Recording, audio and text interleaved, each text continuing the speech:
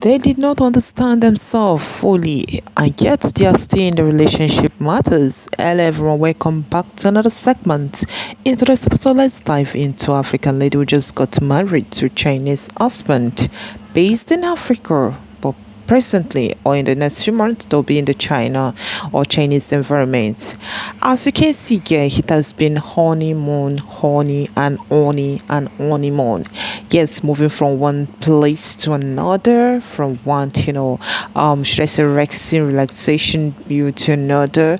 And today's package, we are here in the supermarket section.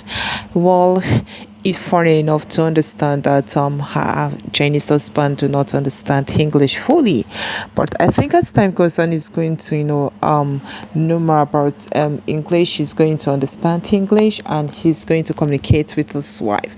And someone was like, "It is very good that he did not understand English. That the both of them will have like a 5 year free stress." Quarrel free relationship. Well, how could you say so?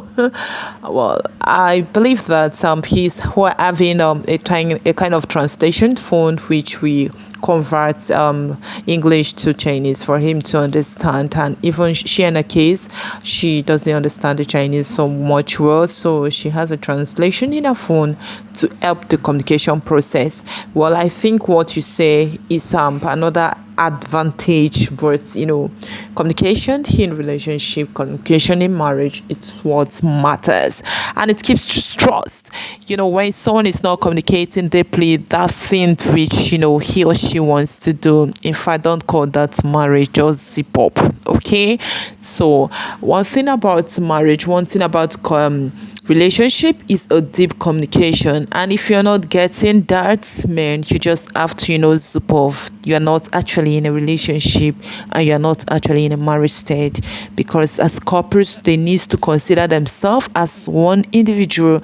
They need to consider themselves as should I say, one being, having the same vision, the same purpose, and the same aim. But if one is having the same, one is bringing or having a kind of vision, and the other person is debunking it or terminating or trying to make the other person feel less in the relationship or in the marriage, please, you just have to cut off. It's not called marriage. That one is just a child's play.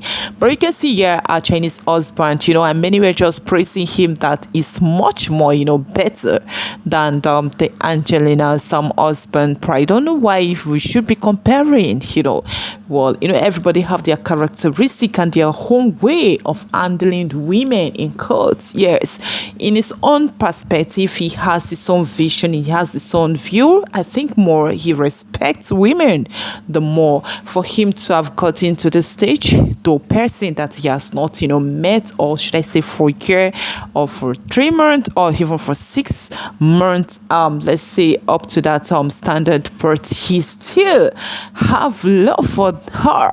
He felt so much happy. In fact, in the wedding, if you check in our recent video in the wedding ceremony, he was the happiest person ever. There's this joy that was just creeping in his heart. He was so much happy. And why the wife was like, I don't know where I'm going. Well, you can see that she landed in a very good hand, and all thanks to God Almighty, for actually bringing them together. And we believe that their case will be much more differ. So you can see that the shopping itself takes so cool, and I think more of like communication, more of going out with her. I think we improve the bond between the both of them, and how to make her to understand with the person she's into life with. And that is a great one for someone like her. Are they getting the stuff for themselves? Are they getting it in for their own consumption? No, they are actually getting this particular package for their, should I say, their mother-in-law or their the girl's family. And you surprisingly to know that our Chinese husband in this first stage is taking the lead, is taking the first grade, yes, of relationship standard. He understood the fact that they actually need this. He don't need to be told on what to do or how to do it. He believes that he needs to spend, yes, spending for his wife, spending for them. And when they're happy, he is happy, and that is how it's supposed to be. And when they're sad, he is sad, and that is how it's supposed to be. Except you're not in a very relationship, or you are in a very wrong relationship, in quotes, then you don't need all those kind of pampering, or you don't need to expect all those kind of care in which is actually renting. Well, every human have their own way of should I say of expressing themselves on also how to tackle some issue, or also how to handle love or relationship or marriage matters. Well, you can see that they have arrived, and the uncle was so much happy, to have gotten this particular goose. And he's so happy that yes, he has met a good in-law. One thing is when you meet a good in-law, and another thing again is when you meet a greedy in-law. Well, in our subsequent edition, we are going to talk more about it, so as be enlightened.